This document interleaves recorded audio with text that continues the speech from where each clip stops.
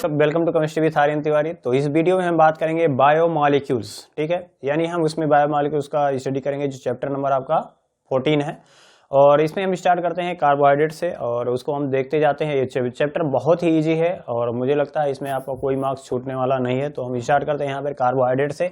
तो कार्बोहाइड्रेट का अगर हम बात करें तो कार्बोहाइड्रेट कहाँ से हमें मिलता है, तो हम जनरली बात करें जो प्लांट्स होते हैं वहाँ से जनरली हमें कार्बोहाइड्रेट मिलता है। तो आपको ये पता है कि कार्बोहाइड्रेट का फॉर्मेशन प्लांट कैसे करते हैं, बाय द फोटोसिंथेसिस प्रोसेस। जैसे हमारे पास क्या यानी कह सकते हैं प्लांट क्या करते हैं, कार्बन डाइऑक्साइड लेते हैं एटमॉस्फेयर से और उसके बाद H2O मिलता है उनको, और इन प्रेजेंस ऑफ सनलाइट, ठीक है। तो सनलाइट के प्रेजेंस में क्या करते हैं वो क्लोरोफिल के हेल्प से, किसके, क्लोरोफिल के हेल्प से क्या करते हैं वो कार्बोहाइड्रेट का फॉर्मेशन करते हैं। इसका जनरल फार्मूला क्या लिखते हैं, CX होता है और H2O का होल Y होता है, और यहाँ पर कह सकते हैं H2O। अगर हम यहाँ पर X ले लें, ठीक है, और H2O को क्या ले लेंगे Y, और यहाँ पर प्लस क्या हो जाएगा XO2, यानी जब ये कार्बोहाइड्रेट का फॉर्मेशन करते हैं तो उसके दौरान क्या करते हैं, ऑक्सीजन भी वहाँ से रिलीज होता है। तो ये कार्बन डाइऑक्साइड प्लांट लेते हैं और ऑक्सीजन क्या करते हैं, देते हैं। अब यहाँ पे जो ये फार्मूला है इसको बोलते हैं हम कार्बोहाइड्रेट। क्या बोलते हैं हम, कार्बोहाइड्रेट, ठीक है। तो शुरुआत में अगर हम बात करते हैं कार्बोहाइड्रेट, तो शुरुआत में अगर हम बात करें कार्बोहाइड्रेट, ठीक है, तो शुरुआत में अगर बात करते हैं तो हाइड्रेट्स ऑफ कार्बन। अब देखिए कार्बन के साथ क्या जुड़ा हुआ है, H2O। H2O को क्या बोलते हैं, हाइड्रेट, यानी hydrates of carbon are called the carbohydrate. तो कार्बोहाइड्रेट्स किसको बोलते थे, जो कार्बन का हाइड्रेट होता है उसी को क्या बोलते थे, कार्बोहाइड्रेट्स। तो इसका मतलब है कि हर जो कंपाउंड्स होना चाहिए वो इस फार्मूले पे आना चाहिए। तो पहले तो शुरुआत में सब कुछ ठीक चल रहा था, क्यों, क्योंकि मॉलिक्यूल कम उसमें नोन थे, तो उस टाइम पे हमें जो है मॉलिक्यूल्स कम पता थे, इसलिए इस फार्मूले को हम अप्लाई करते थे और हमें पता चल जाता। लेकिन हुआ क्या प्रॉब्लम, जब और भी बहुत से मॉलिक्यूल का मतलब फॉर्मेशन हो गया, तो उस केस में जैसे हमारे पास आ गया जैसे CH2O है, ठीक है। CH2O को अगर हम देखें तो C लिख सकते हैं, 1 लिख सकते हैं, और H2O का होल 1 लिख सकते हैं। तो अगर हम 1 है, यहाँ पे 1 है, तो X इक्वल टू हम 1 सपोज करते हैं और Y इक्वल टू हम 1, यानी ये Y हो गया और ये क्या हो गया आपका X हो गया। तो यानी ये भी तो फार्मूले पे सटीक बैठ रहा है। तो इसका मतलब क्या है कि CH2O जो होना चाहिए वो एक कार्बोहाइड्रेट होना चाहिए, ठीक है। लेकिन है क्या ये, तो हम कहेंगे ये तो एल्डिहाइड है, यानी HCHO। तो इसको क्या बोलते हैं हम, मेथेनॉल यानी फॉर्मल्डिहाइड बोलते हैं। इसी टाइप से अगर और भी एग्जांपल देखें, जैसे मान लीजिए बहुत से कंपाउंड मिलते हैं, एल्डिहाइड होता है, कीटोन होता है, कार्बोक्सिलिक एसिड होते हैं, जो कि कार्बोहाइड्रेट है नहीं, लेकिन उनका जो जनरल फार्मूला है इससे मिलता है, इस भाई साहब से मिलेगा। तो इसका मतलब क्या है कि होना चाहिए था लेकिन होता नहीं है। जैसे हमारे पास है C2 है और H4 है और O2 है। तो यहाँ पर अगर देखें तो X इक्वल टू क्या सपोज कर लें, 2।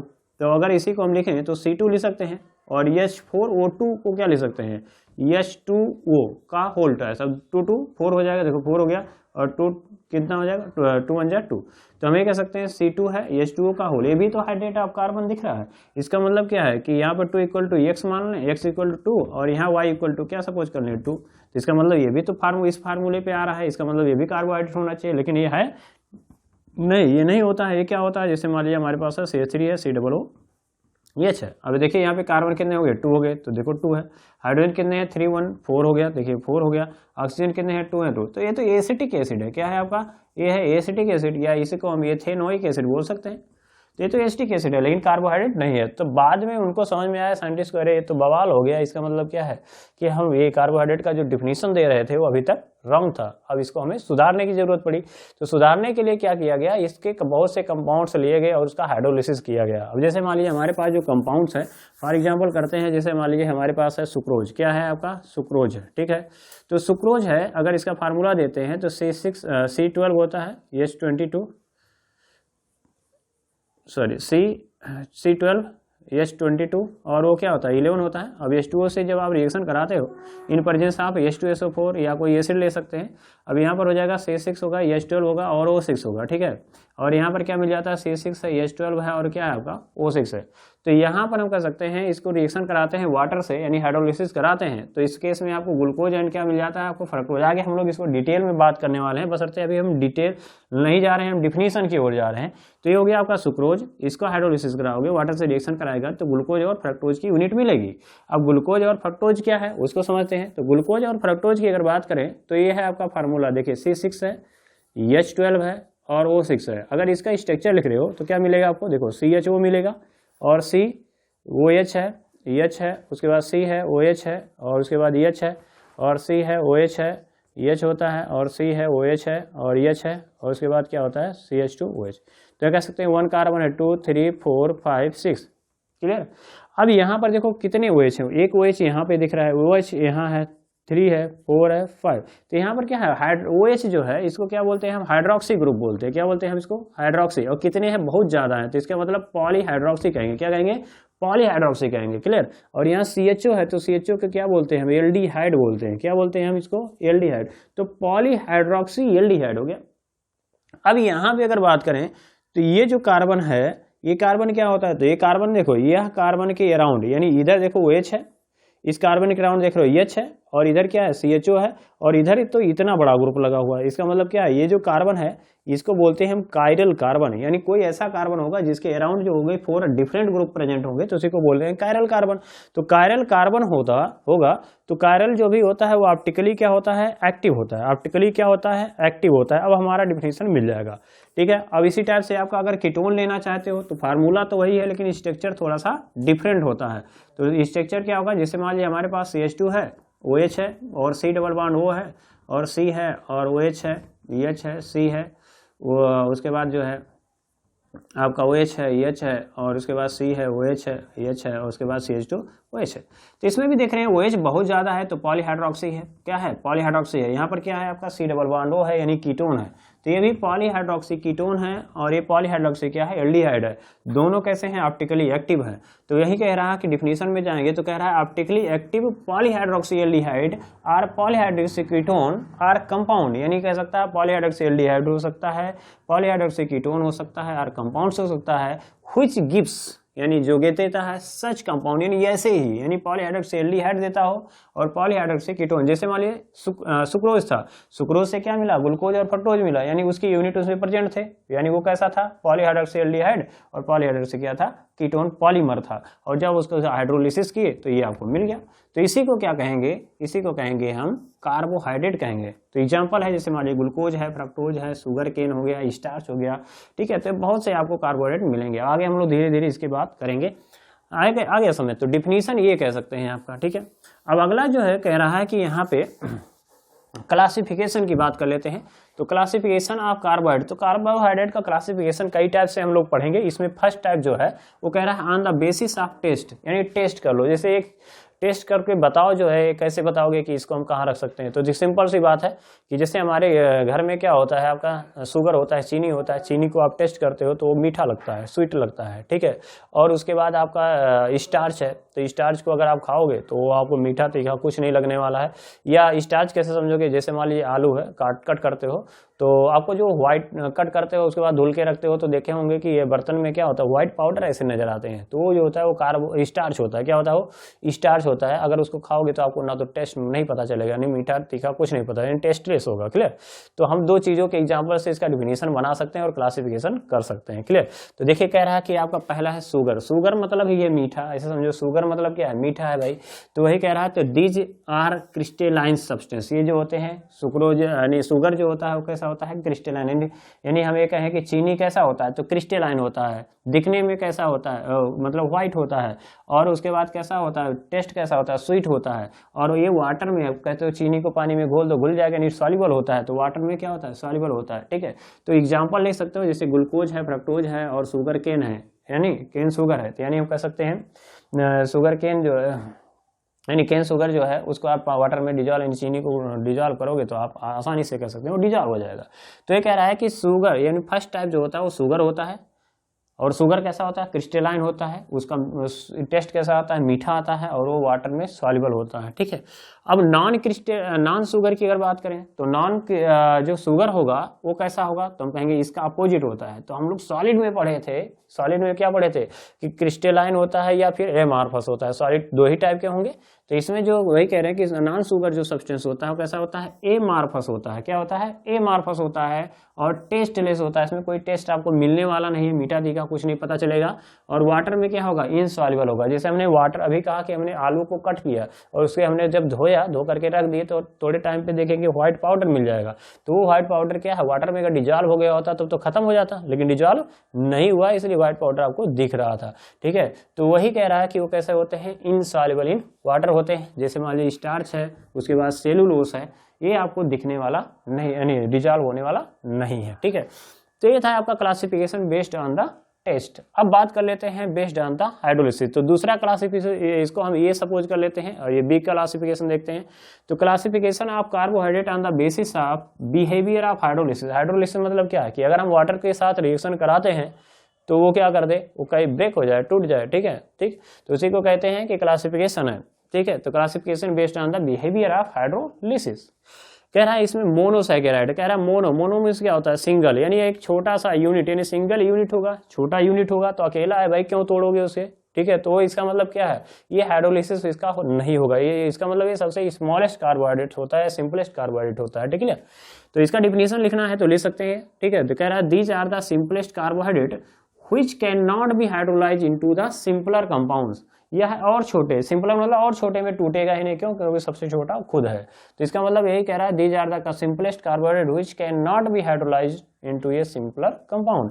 तो जैसे हमारे पास है C6 है और H12 है और O6 है, इसका एक ही यूनिट है, इसको आप ग्लूकोज को और ब्रेक नहीं कर सकते, दूसरे कार्बोहाइड्रेट में ब्रेक नहीं कर सकते। हाँ, ब्रेक कर सकते हो कार्बन डाइऑक्साइड में, वाटर में, और एनर्जी हम मिल सकता है, लेकिन हम ये कह सकते हैं इसको हम और ब्रेक करके हम कार्बोहाइड्रेट नहीं बना सकते। क्लियर। तो ये कह रहा है जैसे मान लीजिए हमारे पास ग्लूकोज है, फ्रक्टोज है और उसके बाद क्या है, राइबोज है। क्या है, इसको बोलते हैं राइबोज। राइबोज का फार्मूला क्या होता है आपका, C5 है और H10 है, O5 है। ठीक है, तो इसका जो जनरल फार्मूला होता है वो क्या होता है, CN होता है, H2En होता है और ON होता है। ठीक है, और N का जो नंबर होता है मिनिमम आपका 3 होना चाहिए और ज़्यादा से ज़्यादा आपका 7 तक आपको मिलता है। तो इसको बोलते हैं मोनोसैकेराइड। क्या बोलते हैं इसको, मोनोसैकेराइड। मोनो में सिंगल, सैकेराइड। ठीक है, यानी या सैकेराइड को हम क्या बोलते हैं, कार्बोहाइड्रेट बोलते हैं, यानी ऐसा कार्बोहाइड्रेट जिसका हम कह सकते हैं हाइड्रोलिसिस नहीं कर सकते। ठीक है, तो उसी को क्या बोलेंगे, मोनो। ठीक है, अब उसके बाद अगला देखते हैं डाइसैकेराइड क्या होता है, डाइसैकेराइड और ट्राइसैकेराइड, ओलिगोसैकेराइड। तो यहाँ पे अगला टाइप है आपका ओलिगोसैकेराइड है। क्या है आपका, ओलिगोसैकेराइड। पहला आता है आपका मोनोसैकेराइड, दूसरा क्या हो गया आपका ओलिगोसैकेराइड। ओलिगोसैकेराइड में कह रहा है कि दीज आर द कार्बोहाइड्रेट। ठीक है, these are the carbohydrate. Carbohydrate को क्या बोल सकते हैं, सैकेराइड। तो दीज आर द कार्बोहाइड्रेट के या these are the saccharide which gives 2 to 10, यानी 2 से कितने, 10 तक। यानी मोनोसैकेराइड्स क्या करते हैं, मॉलिक्यूल्स देते हैं ऑन द हाइड्रोलिसिस। ठीक है, तो these are called the oligosaccharide, यानी आप कह सकते हैं ऐसा सैकेराइड्स होगा जिसका आप एसिड हाइड्रोलिसिस करोगे, यानी H2SO4 के प्रेजेंस में रिएक्शन करोगे या Cl, तो क्या देगा आपका H2SO4, यानी कह सकते हैं कि मोनोसैकेराइड देगा। क्या देगा, मोनोसैकेराइड। कितने देगा, 2 to 10 देगा, तो उसे हम क्या कहेंगे, ओलिगोसैकेराइड कहेंगे। अब ओलिगोसैकेराइड को भी हम फर्दर क्लासीफाई कर सकते हैं, जैसे कह रहा है these are further classified as follows. Number first है आपको डाइसैकेराइड। ठीक है, डाइसैकेराइड। तो डाई मींस होता है 2, सैकेराइड मतलब क्या है, सैकेराइड, यानी ऐसा कार्बोहाइड्रेट होगा जो जिसका आप हाइड्रोलिसिस करोगे तो आपको 2 मोनोसैकेराइड मिल जाएगा। डाई मींस क्या होता है 2। ठीक है, डाई मींस क्या होगा 2 और सैकेराइड है तो मोनोसैकेराइड की हम बात कर लेंगे ऐसे। तो 2 मोनोसैकेराइड जो देता है हाइड्रोलिसिस के बाद उसे क्या बोलते हैं, हम डाइसैकेराइड बोलेंगे। जैसे हमारे पास एग्जाम अगर इसका डिफिनेशन लिखना होगा तो लिख सकते हैं carbohydrates which on hydrolysis give 2 molecules of the same or different monosaccharide. तो कोई जरूरी नहीं है कि एक ही टाइप का, तो हो सकता है अलग अलग दे।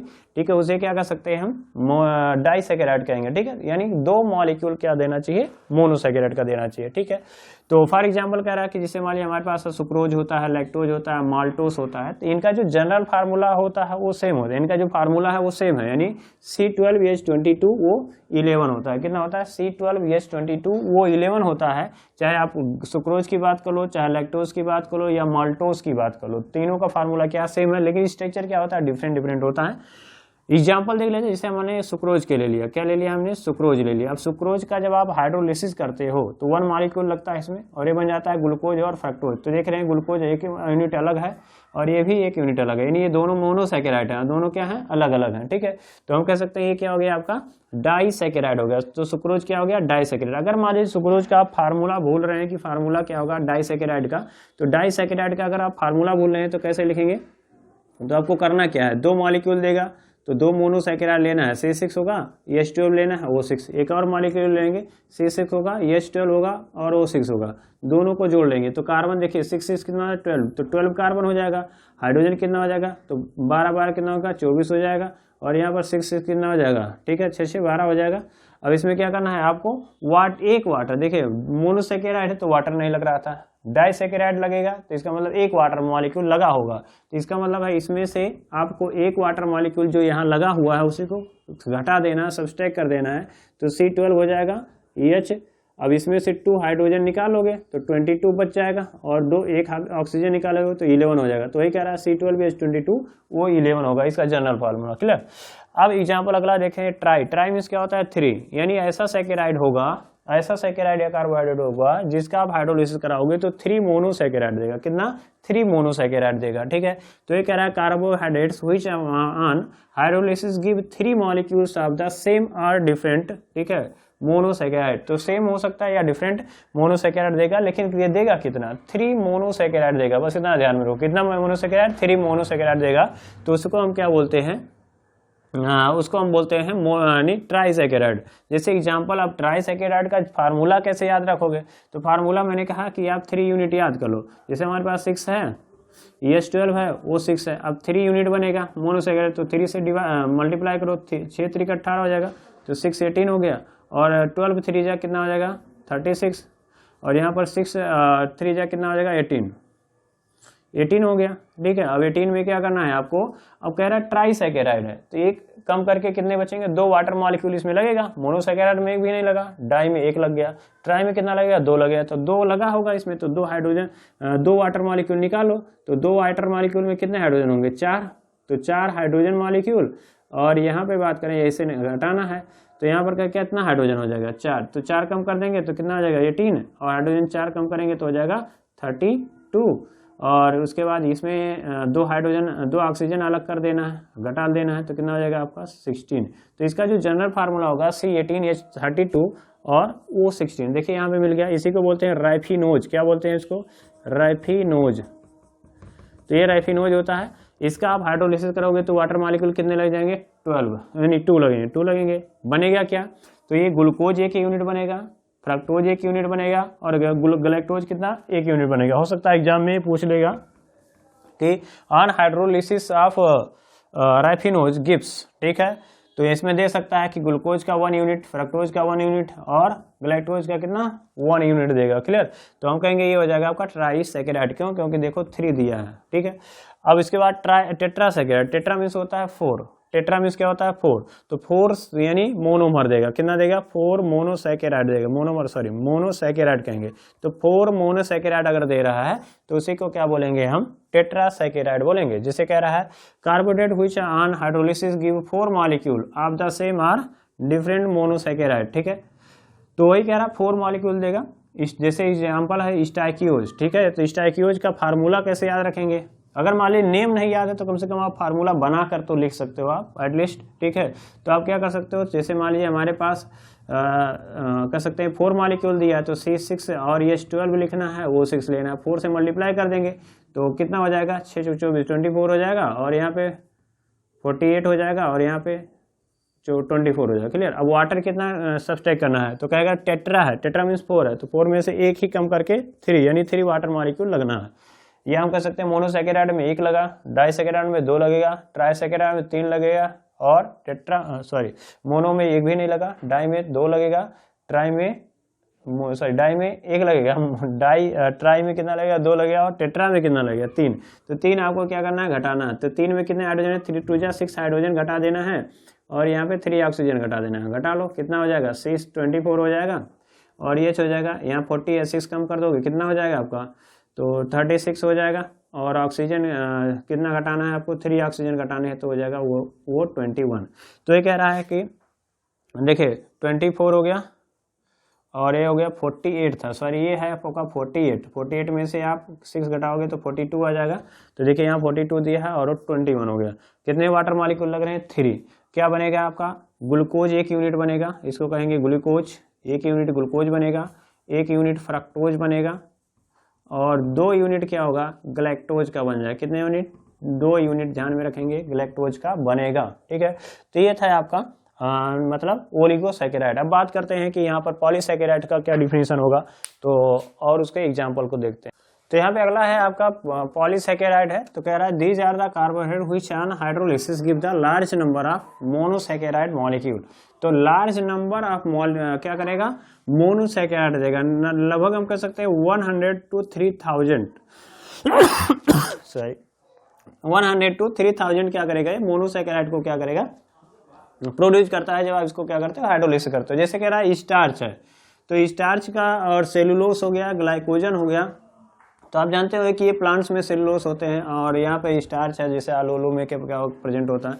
यहाँ ग्लाइकोजन जो होता है हमारे बॉडी में क्या होता है, ग्लाइकोजन जब ग्लूकोज ज़्यादा, जैसे मान लीजिए हम लोग खाना खा रहे हैं, तो अगर हमारे बॉडी में क्या होता है, जितनी एनर्जी की जरूरत होती है उतना तो यूज हो जाता है, लेकिन अगर जो बच जाता है ग्लूकोज, उसको क्या होता है, उसको कह सकते हैं वो स्टोर होने लगता है और वो चेंज हो जाता है किसमें, ग्लाइकोजन के फॉर्म में यूज हो जाता है। ठीक है, तो हमें कह सकते हैं कि ये जो होता है ये ह्यूमन बॉडी का, यानी कह सकते हैं ह्यूमन बीइंग का क्या है, ये एक टाइप का स्टार्च होता है। कौन, ग्लाइकोजन। तो ग्लाइकोजन में क्या होता है, अगर इसको ब्रेक करोगे तो ग्लूकोज मिलेगा, स्टार्च है उसमें भी ब्रेक करोगे तो क्या मिल जाएगा आपको, ग्लूकोज मिल जाएगा। तो इसका जो जनरल फार्मूला होता है उसको कैसे डिराइव करेंगे, देखिए हमारे पास है C6 है, H12 है और O6 है। क्लियर, आपको क्या करना है, होलियन ले लेना है। क्या लेना है, होलियन ले लेना है। अब इसमें से एक वाटर मॉलिक्यूल को आप बाहर कर देंगे तो हो जाएगा C6 हो जाएगा, H10 बचेगा और वो क्या हो जाएगा 5। वाटर मतलब क्या, H2O घटा दो इसमें से, तो एक हाइड्रोजन 2 हाइड्रोजन निकल जाएगा तो 10 बचेगा और यहाँ पे 5 आ जाएगा।